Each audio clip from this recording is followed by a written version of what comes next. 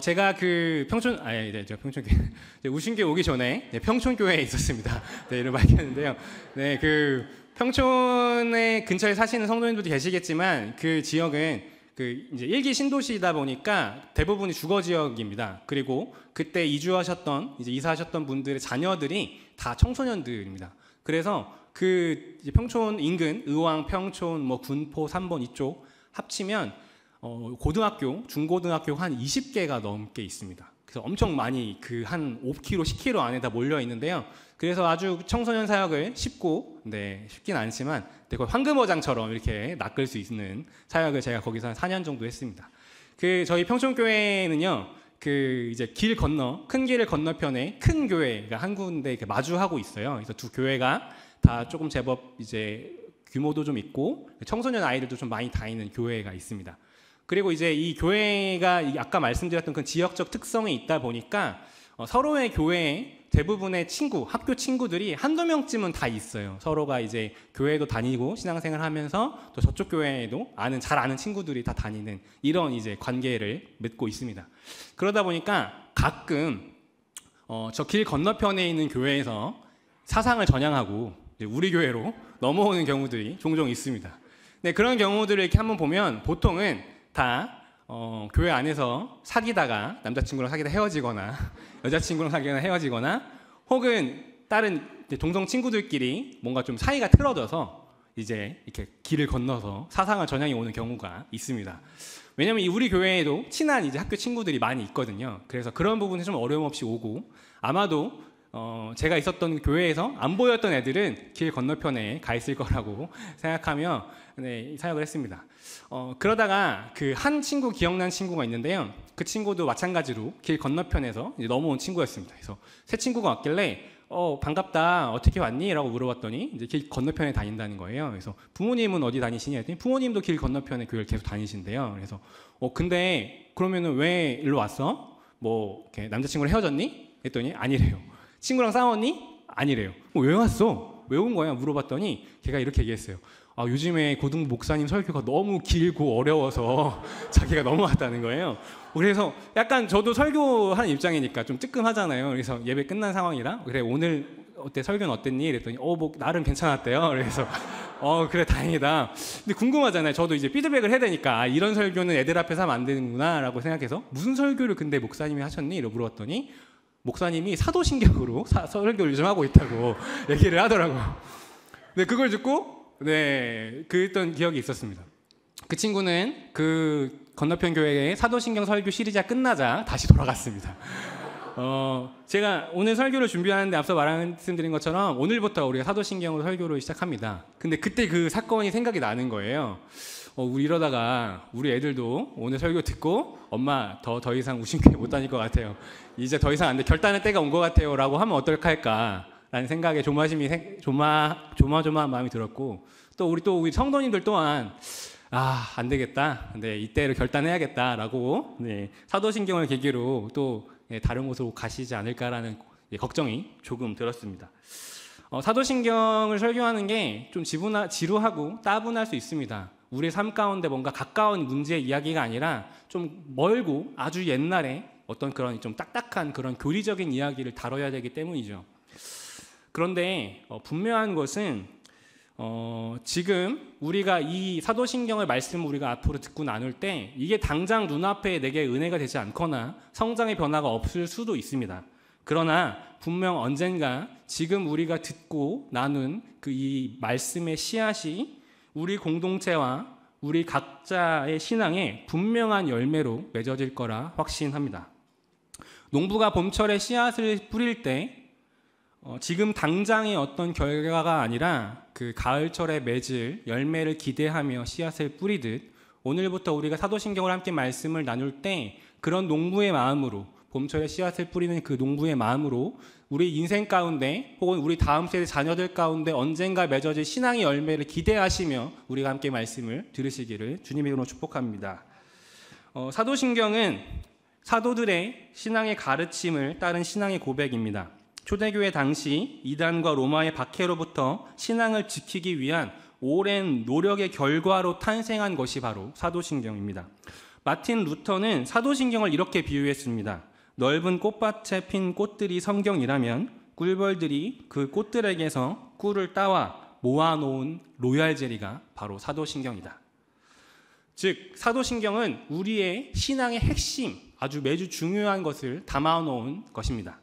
그래서 우리는 매 예배 때마다 사도신경으로 우리의 신앙을 고백하며 예배를 시작합니다. 사도신경의 중요한 의미를 살펴보면 먼저 사도신경에서 신경이라는 단어에서 찾을 수 있습니다. 신경이라는 단어의 라틴어는 숨벌룸이라고 하는데요. 이는 암호, 쉽게 말하면 비밀번호라는 뜻입니다. 저는 아이패드를 사용합니다. 예, 아이폰, 아이패드 이렇게 쓰는 이제 애플 유저인데요. 제가 쓰는 아이패드에도 비밀번호가 걸려 있습니다. 아이패드는 정상적인 기능을 활성화하려면 어떤 앱을 다운받거나 뭔가 결제하려면 비밀번호를 입력해야 합니다. 그런데 제가 예전에 비밀번호를 잃어버려서 엄청나게 고생을 한 적이 있습니다. 그 비밀번호를 이제 주기적으로 업데이트 해달라는 그 알림이 뜨는데 사실 저는 잘 무시합니다. 지금도 잘 무시합니다. 그래서 이것을 계속 간과하고 넘어가다가 어느 날 이제 뭔가 새로운 이제 어플을 다운받아야 돼서 애플리케이션 그 스토어를 열어서 다운을 받는데 비밀번호가 안 먹는 거예요. 분명히 제가 알고 있는 정확한 그 비밀번호인데 비밀번호가 계속 아무리 입력해도 이제 먹지 않았습니다. 아시겠지만 10번을 입력해서 틀리면 이게 이제 아예 잠겨버리거든요. 그 상황까지 갔습니다. 그래서 여치여치 엄청나게 고생해서 그걸 풀었는데 알고 봤더니 제가 너무나 이 비밀번호를 오래전에 해놓은 그 비밀번호를 업데이트를 하지 않아서 이제 그 해킹을 당했던 것이죠. 그때 이제 느꼈습니다. 처음에 만들었던 비밀번호를 잘 기억하고 있는 것도 물론 중요하지만 지속적으로 그 비밀번호를 업데이트 해주는 것, 그 관리하는 것도 중요하다는 것입니다. 우리의 믿음의 고백도 마찬가지입니다. 예전에 한번 그 답을 찾아놓고 몇 년이 지난 뒤에 그것을 그냥 기억하고 있는 것만으로는 부족합니다. 지속적으로 업데이트가 되지 않으면 우리는 사탄의 공격에 쉽게 뚫리고 말 것입니다. 믿음의 고백은 매 주일, 매 순간 우리가 새롭게 업데이트하는 것입니다. 주일의 예배는 그래서 나의 고백을 새롭게 다시 업데이트하는 것에서부터 시작합니다. 매 주일 말씀과 찬양, 기도가 바뀌어도 사도신경은 우리가 날마다 똑같이 반복합니다. 바로 이 고백이 예배의 문을 여는 비밀번호이기 때문입니다. 나는 믿습니다 라는 고백이 오늘 이 예배의 문을 열고 들어오게 해줍니다. 바로 나는 믿습니다 라고 고백함으로 예배에 들어가고 나의 예배가 시작되는 것입니다. 우리 교인분들이나 틴즈 친구들은 그렇지 않지만 대부분의 경우 우리가 어떤 예배 안에서 설교를 되게 설교만 중요하게 생각하는 경향이 있습니다. 그래서 간혹가다 설교가 끝나면 그대로 예배당을 나가시는 경우가 있거나 온라인으로 예배를 드리실 때도 설교가 끝나면 그대로 예배 이제 유튜브를 끄시는 경우도 있을 겁니다. 설교는 물론 중요합니다. 하나님 말씀을 듣는 것은 우리가 이 모인 예배 안에서 정말 중요한 한 부분인 건 분명합니다. 그러나 설교를 그저 듣는 데서만 그치면 말 그대로 예배를 드리러 온 것이 아니라 예배를 들으러 온 것입니다. 다른 사람의 예배를 구경하다가 다른 사람이 예배하는 소리를 듣다가 가는 것밖에 되지 않습니다. 물론 그렇다고 해서 그냥 일찍 와서 사도신경을 한 주도 빠짐없이 잘 외우기만 하면, 고백하기만 하면 그렇다고 믿음을 잘 지키는 것이냐? 그것은 아닙니다. 아무리 일찍 와서 예배를 잘 드려도 아무 생각 없이 그냥 습관처럼 이 사도신경을 그냥 외우기만 한다면 그것 또한 바람직하지 않습니다. 나는 믿습니다 라는 이 고백은 내가 알고 경험했던 이전의 그 하나님을 지금 이제 또 이 순간에 여전히 나는 믿습니다 라는 고백입니다. 바로 지금 이 순간에 그 신앙 고백이 있을 때 우린 진정한 예배로 들어갈 수 있습니다.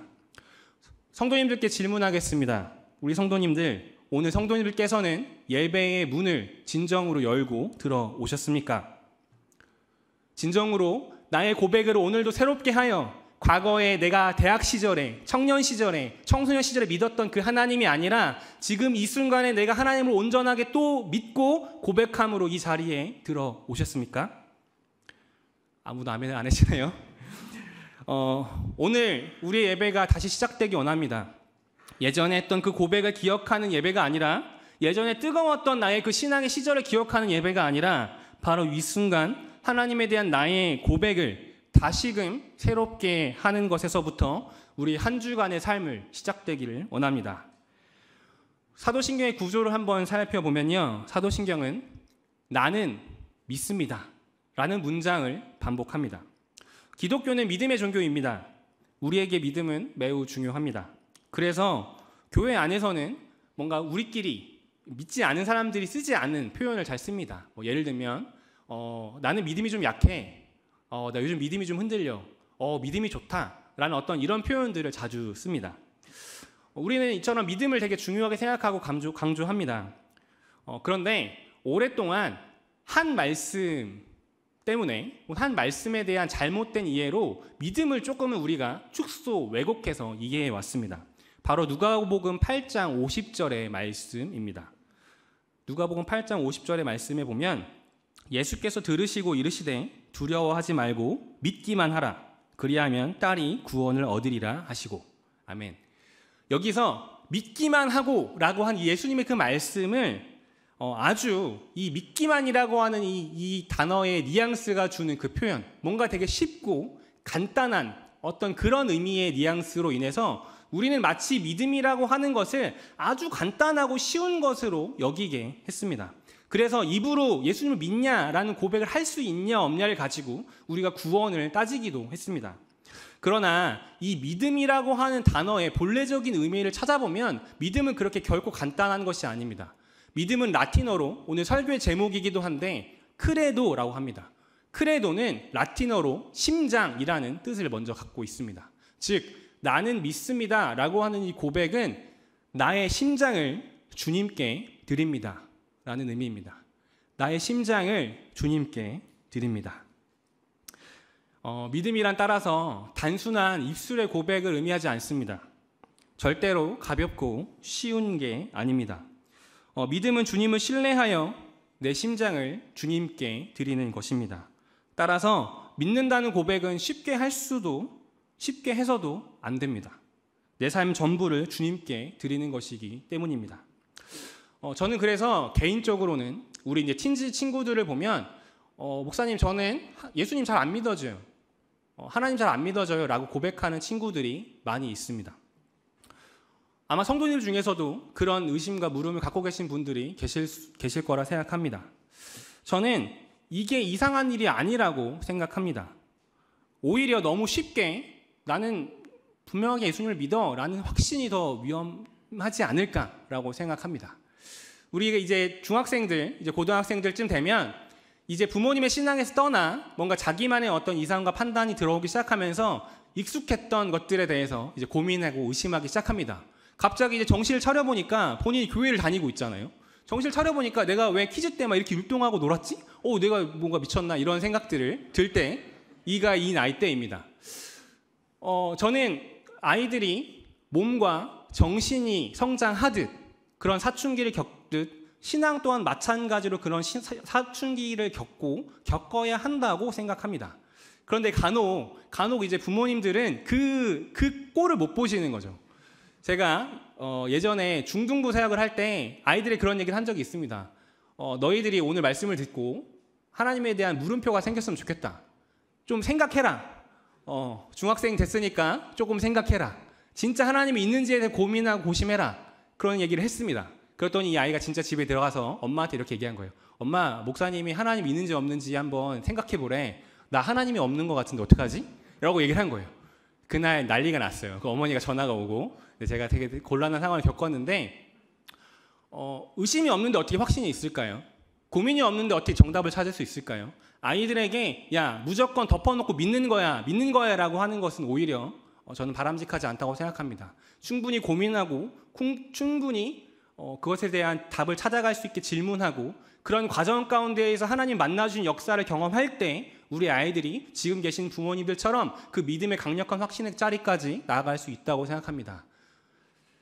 우리 그리고 바라는 이 친구들이, 우리 아이들이 여기 계신 우리 부모님들처럼, 우리 성도님처럼 그런 믿음의 그런 어른으로 잘 자라날 수 있게 되기를 기도해 주시고 축복해 주시면 좋겠습니다.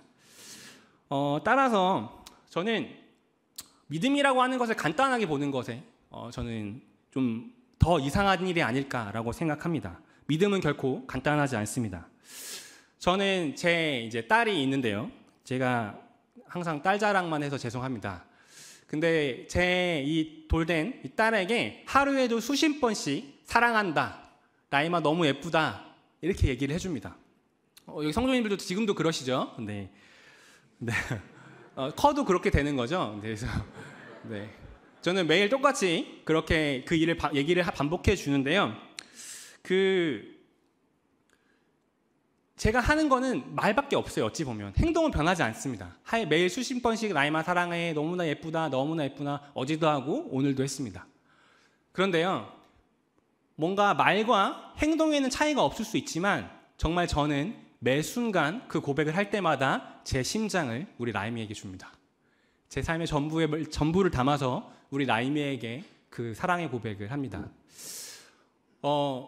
믿음을 어떻게 표현할 수 있을까? 내 심장을 하나님께 드린다는 걸 어떻게 이성적으로 설명할 수 있을까? 저는 제 이 개인적인 경험 외에는 어떻게 표현할 수 있는 논리적 설명이 안 되더라고요.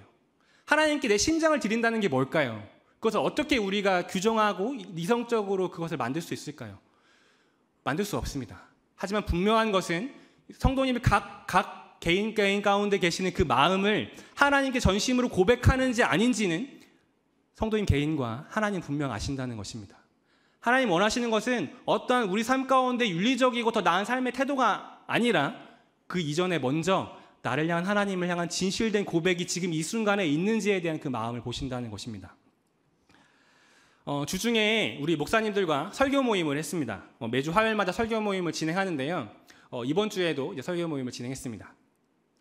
믿음에 대한 주제를 가지고 함께 말씀을 우리가 함께 이제 나눴는데, 이제 담임 목사님께서 이번 주는 세정원 목사 너가 하니까 간단하게만 하고 끝낼게 이렇게 했어요. 근데 간단하게 끝나지 않았습니다. 3시에 시작했는데 6시까지 넘어서까지 한 3시간 동안 이제 장작 엄청난 토론을 했습니다. 그래서 우리 김영환 목사님이 이렇게 얘기했어요. 담임 목사님한테, 목사님 다음부터는 짧게 한다는 얘기 하지 마세요. 그냥 맨날 길게 할 거잖아요. 이렇게 이야기를 하셨어요. 저는 이 시간이 참 좋습니다. 되게 또 질문하고 그 질문을 고민하면서 또 한 주간의 말씀을 준비하는데요. 그때 저희의 주된 주제는 그거였어요. 믿음에 대해서 어떻게 우리가 이제 볼 거냐. 쉽게 말해서 좀 조심스럽지만 뭐 임종 전에 하는 그 기도가 또 구원을 받는 거면 평생을 우리가 그 믿는다 살아가는 것을 어떻게 봐야 되나 뭐 이런 것들에 대해서 이제 이야기들을 고민을 한참 이야기하고 토론을 했습니다. 그런데 결론은 뭐냐면요. 그렇게 몇 시간 동안 5분의 목회자가 모여서 토론을 했지만 답을 못 내고 퇴근을 했어요. 답을 못 냈죠. 네, 다 목사님들인데. 네. 네, 신학을 그렇게 공부했는데 네, 답을 못 냈어요. 근데 한 가지 답을 냈습니다. 제 개인적으로는 뭐냐면 그렇게 간단한 문제가 아니다. 목사님들 5명이 모여도 이게 확실하게 뭔가를 클리어하게 답할 수 있는 문제가 아니다. 그러니까 쉽게 말해 우리가 예전에 알고 있던 것처럼 그냥 입술로 믿는다는 고백 그 하나로 정의하기에는 매우 깊고 무거운 주제라는 것입니다.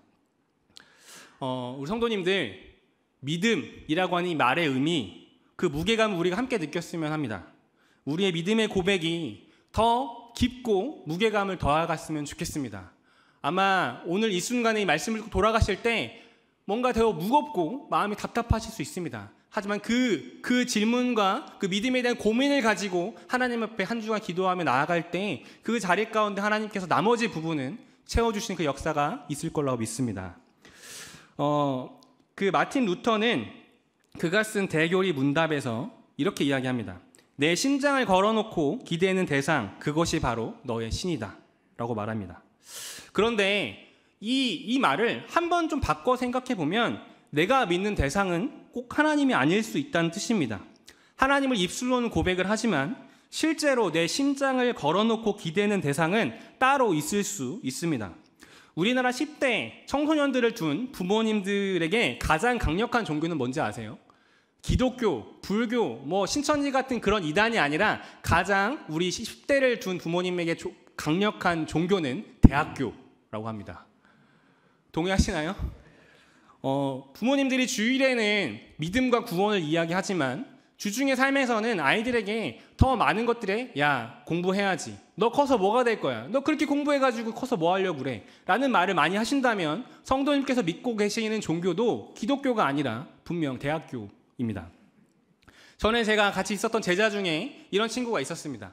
고3이었는데 찬양팀을 하고 싶다고 한 거예요. 근데 이 아이가 고민을 털어놨어요. 목사님, 자기가 찬양팀을 한다 했더니 엄마가 완전 저에게 팩폭을 했어요. 뭐라고 하냐면, 야, 너 지금이니까 지금 이렇게 찬양팀 하지. 너 지방대학교 가봐라. 너 근데도 청년부 가서 찬양팀 할 수 있을 것 같아? 라고 얘기하셨다는 거예요. 어떻게 생각하세요? 네. 충격적이신가요? 근데 어느 정도 맞는 말이잖아요. 네? 이런 높은 뜻 교회에서 찬양팀 좀 하려면, 청년부 리더 하려면 좀 다 경험해 보셨잖아요. 여기 계신 분들 다 그러시잖아요. 고학력자시잖아요. 네. 근데 더 충격적인 건 뭐였냐면 그 아이의 고민은 이거였어요. 목사님, 근데 우리 엄마가 전도사예요. 라고 얘기했어요. 전도사 사역을 지금 하고 계시는 않지만 신학을 공부하시고 전도사 사역을 예전에 하셨다는 거죠.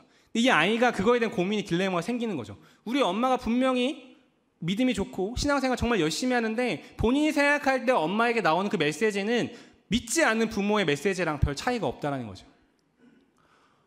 우리 안에서 우리가 진짜 믿고 있는 게 하나님을 믿는다고 이름은 고백은 하지만 우리 삶에서 가치관을 두고 있는 게 다른 것이 있을 수 있습니다. 그렇다면 그것은 우리가 진짜 믿는 것은 하나님이 아니라 돈이나 명예나 성적이나 학벌이나 이런 것이 우리가 진짜 믿는, 우리가 내가 심장을 걸고 내가 기대며 살아가는 신이라는 것입니다. 토마스 아퀴라스라는 중세 유명한 신학자는요, 우리 신앙에 관해 세 가지의 중요한 질문이 있다고 말합니다. 그 세 가지는 무엇을 믿어야 하나, 무엇을 구해야 하나, 어떻게 살아야 하나입니다. 이 중에서 무엇을 믿어야 하는가에 대한 대답이 바로 사도신경입니다. 우리는 무언가를 믿습니다. 같은 하나님을 믿어도 그 믿음의 방향이 잘못되면 그 결과는 다릅니다. 어떤 사람들은 하나님을 자아드, 성전을 일으키는 분이라 생각해서 몸에 폭탄을 두르고 자살 폭탄 테러를 시도하기도 하고, 어떤 이들은 하나님이 청계산 밑에 있으며 거짓과 속임수를 용인하시는 분으로 이해하며 지금도 누군가를 미혹하고 속이는 일을 하고 있기도 합니다. 따라서 하나님을 어떻게 이해하느냐는 결국 우리 삶의 방식을 결정합니다. 당장 내 삶의 사소한 것까지 모든 것에 대한 하나님에 대한 이해가 결국 나를 어떤 사람이 될지 결정합니다. 똑같이 지금 우린 하나님을 부르고 하나님의 높은 뜻 아래에 모여 있지만 설상 이름은 같지만 각자 다른 신을 믿고 있을 수도 있습니다. 그래서 이것이 우리가 사도신경, 우리가 무엇을 고백해야 하는지를 알아야 하는 이유입니다. 사도신경의 첫 번째 고백은 나는 전능하신 아버지 하나님, 천지의 창조주를 믿습니다 라는 고백입니다. 제 제자 중에 이 하나님의 전능하심에 대해서 아주 강력하게 붙잡고 믿었던 친구가 있습니다. 당시 고3이었던 친구는 고3 때 이제 고등부에서 회장을 했습니다. 그리고 고3 때 뭐 기도 모임도 만들고 개인적으로 큐티도 정말 열심히 하는 그런 성실한 믿음이 있는 친구였습니다. 그 아이가 그렇게 성실하게 교회 안에 신앙생활을 잘하고 이제 11월 달이 돼서 수시 지원을 할 때가 왔습니다. 제가 넌지시에게 어디 지원했는지를 이제 물어봤어요. 그랬더니 그 친구가 세 군데를 넣었다고 했습니다. 카이스트, 포항공대, 한양공대. 네. 이렇게 는 거예요. 대단하죠? 엄청 높은 데를 썼습니다. 근데 저는 아이들이 성적을 잘 묻지 않습니다. 관심 두지 않아서 그냥 조심스럽게 돌려 물어봤어요. 이게 정말 갈 수 있는 애인가? 이렇게 대단한 애였어? 라고 싶어서 물어봤어요. 이게 상향 지원이니 안정이니 뭐 하향이니 이렇게 물어봤어요. 돌려 물어봤습니다. 그랬는데 얘가 의외의 답변을 했습니다. 걔가 저한테 뭐라고 얘기했냐면, 목사님, 저는 하나님께서 자신에게 뇌 과학자라는 비전을 주셨기 때문에 내 성적과 상관없이 하나님께서 그 대학을 붙여주실 것으로 믿습니다 라고 얘기했어요. 지금 성도님 지금 웃으시지만 그 당시에는요, 목사인 제가 믿음이 없는 사람이 됐고 걔가 믿음이 좋은 사람이 된 상황인 거예요. 그러면서 덧붙여 걔가 뭐라 했냐면 정원이 50명이면 자신을 위해 51명을 선발하실 거라고 자기는 믿는다고 말했어요. 자신이 그 성적이 되지 않아도 하나님께서는 그 길을 열어주실 거라고 믿는다는 확신을 갖고 있었습니다. 안타깝게도 그 친구는 전능하신 하나님에 대한 그 하나님의 능력을 경험할 수 없었습니다. 제가 생각하는 문제는요, 그 친구의 믿음이 아니라 그 친구가 정의하고 생각했었던 전능하심에 대한 문제가 있었던 거죠. 하나님은 전능하신 분이십니다. 그런데 곰곰이 우리의 삶을 다 돌아보면 우리 삶에 하나님은 전능하시지 않습니다. 내 삶 가운데 여전히 어떤 문제가 생기고 내가 간절히 기도했던 기도의 응답들은 잘 되지 않습니다. 우리 가족의 문제가 생기고 내 삶 가운데 어려움과 역경이 찾아옵니다. 하나님은 전능하신 분인데 나의 그런 기도들이 번번이 거절당함을 경험합니다. 그렇다면 하나님은 진짜 전능하시지 않은 것일까요? 맞습니다. 하나님은 전능하지 않으십니다. 적어도 우리가 생각하는 이런 관점에서의 하나님은 전능하지 않으십니다. 최근에 이제 사도신경에 관련된 책 나온 책 중에 유석준 목사님이 쓴 지하철에서 읽는 사도신경이란 책이 있습니다. 그 책에 보면 그 목사님은 우리가 하나님에 대한 전능하심을 잘못 이해해 왔는데 그 이유는 우리 사도신경에 대한 번역이 그 오해를 불러왔다라고 말합니다. 지금 우리가 고백하는 사도신경은 새 버전입니다. 그런데 이 옛 버전 기억하시죠? 아마 옛 버전은 이렇게 고백합니다.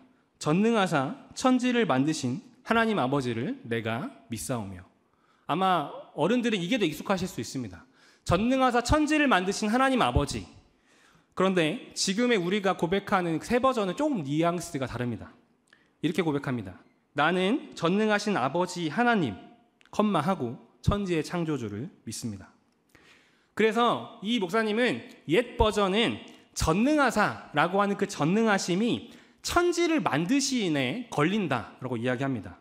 하나님의 전능하심이 그래서 하나님의 창조 행위와 연관돼서 우리가 이해하게끔 한다라고 말합니다. 즉 하나님을 천지를 만드신 그 능력을 하나님의 전능으로 이해하게 한다는 것입니다. 반대로 지금의 새 버전은 전능하시니 아버지 하나님에 걸립니다. 전능하신 아버지 하나님, 천지의 창조주를 믿습니다. 이렇게 고백합니다. 이에 대해서 칼바르트라고 하는 신학자는 이렇게 설명합니다. 전능하신이란 개념이 아버지라는 개념으로부터 그 빛을 받으며 그 역이 아니다. 즉 신적인 전능의 행동은 하나님의 아버지 되심의 계시이다. 말이 좀 어렵죠? 쉽게 설명하면 전능하심과 하나님의 아버지 되심은 반대적인 개념이 아니라 아버지 되시는 것이 곧 하나님의 전능하심을 의미하는 거다라고 칼바르트가 이야기했습니다. 얼마 전에 군대를 간 그 동희라는 청년이 있습니다. 어제 이제 동희한테 전화가 왔습니다. 0이라는 번호로 전화가 저한테 왔어요. 그래서 그 02로 왔길래 무슨 스팸인 줄 알고 못 받았는데 이제 알고 봤더니 이제 동희가 군대에서 전화를 걸었습니다. 그 이제 물어봤더니 동희한테 어제 뭐 누구한테 전화를 했어 이렇게 물어봤더니 엄마, 아빠, 할머니 그리고 다음에 저한테 전화했다고 합니다. 제가 그런 존재입니다. 그래서 전 다른 친한 청년들한테 전화했을 줄 아는데 아니라고 그러더라고요. 저한테 전화했다고 하더라고요. 저도 좀 놀랐습니다. 그래서 그래. 그래서 그런데 그 이제 동희가 그 가톨릭 철학과를 다니다가 군대를 갔어요. 근데 얘가 그 이제 매일 게임을 엄청 하거든요. 매일 뭐 하냐면 게임만 했대요. 근데 어느 날 제가 그 초반에 주일날 뭐 동희야 너 요즘에 무슨 생각하니? 이렇게 그냥 이렇게 예의상 물어봤어요. 그랬더니 갑자기 얘가 목사님 저는 요즘에 하나님의 전능하심에 대해서 고민하고 있어요. 이렇게 얘기하는 거예요. 의외잖아요. 그래서 그래? 네가 생각한 하나님의 전능하심은 뭔데? 라고 물었더니 동희가 이렇게 답했습니다. 자기가 생각할 때 어떤 그 하나님의 전능하심은 그러니까 무언가 우리가 생각할 것처럼 마음대로 자기 것을 다 하는 신은 하수라는 거예요. 수준이 낮은 신이고 하나님이 진짜 전능하심, 하나님이 대단하신 이유는 할 수 있는 것을 하지 않는 것이 본인이 생각할 때 전능하심이다 라고 이야기했습니다. 이해가 되세요? 21살짜리 그 얘기를 하고 했어요. 저는 21살짜리 그때 그런 얘기 생각을 못했는데 동의를 하더라고요. 맨날 보면 게임만 하는 것 같은데 요즘 애들은 게임을 하면서도 이렇게 하나님을 묵상하고 실존에 대해서 고민하고 이렇게 합니다. 우리 틴제들도 다 그렇게 할 겁니다. 그래서 너무 이렇게 뭐라고 하지 마시고 다 고민하고 있어요. 생각하고 있습니다. 근데 말씀을 준비하면 이 이야기가 떠올랐어요. 또 좀 전에 이야기했던 그 칼바르트라는 엄청난 신학자가 한 말이랑 이 동의가 한 말이 어느 정도 이렇게 교집합이 생기더라고요. 그래서 이 위대한 신학자 칼바르트와 위대한 철학자 김동희의 말을 이렇게 합쳐보면 하나님의 진짜 전능하심이 아버지 되심으로 드러나는데 또 동희가 말한 하나님은 하지 않음으로 자신의 전능을 표현하신다는 이 말이 딱 겹쳐지는 우리의 신앙의 핵심이 있더라고요. 그게 뭘까요? 예수 그리스도죠. 하나님께서 작은 인간의 몸을 입고 이 땅에 오신 사건. 하나님은 모든 것을 하실 수 있는 그 무한한 존재인데 자신의 할 수 있는 능력을 제한해서 인간의 몸을 입고 이 땅에 오신 것. 여기서 배고픔을 느끼시고 고통을 느끼시고 슬픔과 아픔을 우리 곁에서 느끼신 것. 이것이 우리에게 보여주신 하나님의 가장 전능하신 사건입니다. 그리고 우리가 잊고 있는 게 있죠. 예수 그리스도를 통해서 보여주신 하나님의 진짜 전능하심이에요. 이 땅에 있는 어느 누구든 어느 시대에 살았든 어떠한 삶의 이력이 있든 무관하게 오직 예수 그리스도 안에서 모두가 하나님의 자녀가 되었다는 사실입니다. 또한 하나님은 모든 것을 하실 수 있습니다. 우리를 굴복시켜서 하나님을 믿게끔 하실 수 있습니다. 그러나 하나님은 스스로의 능력을 제한하셔서 우리를 기다려주십니다. 우리가 하나님을 찾기를 문 밖에서 하나님은 우리를 기다려주고 계십니다. 저는 사도신경의 전능하심에 대한 고백은 따라서 앞에 전능하사, 나는 전능하신 하나님 아버지 창조주를 믿습니다라는 이 문장에만 해당하는 것이 아니라 그 이후에 계속되는 모든 사도신경의 고백, 나는 그의 유일하신 아들 예수 그리스도를 믿습니다 에서부터 시작해서 산자와 죽은 자를 심판하러 오시리라까지 해당하는 사도신경의 중요한 핵심 내용을 모두 포괄하는 개념이 전능하심이라 생각합니다. 나 한 사람을 위한 기적을 일으키는 것은 요술이지 전능함이 아닙니다. 하나님의 전능하심은 예수 그리스도의 십자가로 보여주신 하나님의 전능하심은 하나님의 사랑입니다. 그 어떤 사람도 하나님의 자녀가 되게 해주시는 능력입니다. 그 어떤 절망의 상황에서도 그 끝을 구원으로 하나님 나라로 이끄시는 능력입니다. 또 그 누구와도 늘 동행하시는 하나님의 능력입니다. 그 예수 그리스도를 통해 보여주신 그 하나님의 사랑이 바로 하나님의 전능하심입니다. 말씀을 마치겠습니다. 우리 사랑하는 우신교회 성도님들과 우리 틴즈 친구들, 믿음은 결코 간단한 게 아닙니다. 나의 심장을 하나님께 드리는 내 모든 삶을 하나님께 거는 것입니다. 그리고 우리가 믿는 그 하나님은 바로 예수 그리스도를 통해 이 땅의 모든 사람을 하나님 자녀가 되게 하신 능력, 모든 상황의 끝을 하나님 나라로 구원의 결말로 이끄시는 그 전능하신 하나님이십니다. 오늘 예수 그리스도를 통해 보여주신 그 전능한 하나님을 우리가 오늘도 믿고 고백하시기를 바랍니다. 사도신경은 초대교회에서 세례문답으로 사용되었습니다. 그 질문에 우리도 이 시간 답하심으로 오늘 말씀을 마치겠습니다. 제가 이렇게 질문하겠습니다. 그 질문에 함께 고백해 주시면 되겠습니다. 여러분은 어떤 하나님을 믿고 경배하십니까?